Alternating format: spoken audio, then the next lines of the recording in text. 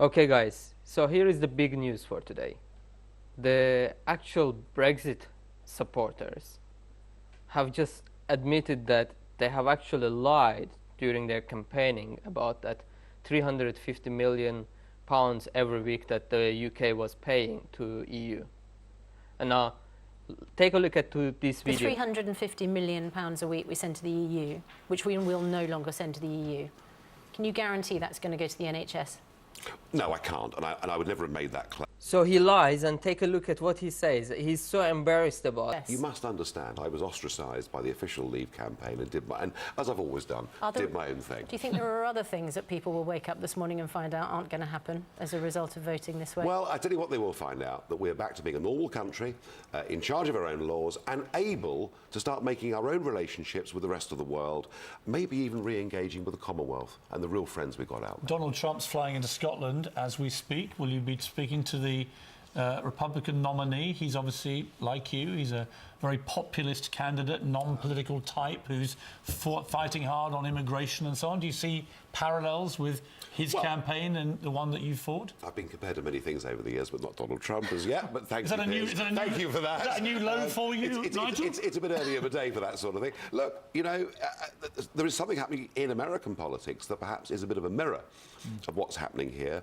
a feeling in much of America that what happens in Washington is too detached, too remote, and Trump is cashing in on some of it. I don't agree with everything he says, but he must have a chance of winning. Final message for the people watching this who did not vote for this, who are pretty shocked. I'm reading it on Twitter. Yeah. They're like, what has happened to my country? I can't believe it.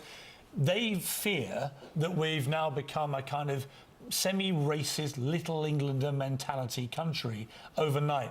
What do you say to people that genuinely fear that? I know a lot of Remain voters did it reluctantly.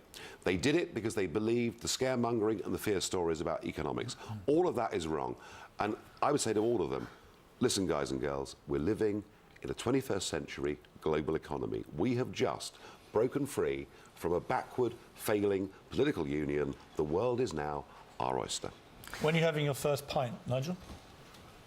Or have you had it? I've had a couple already.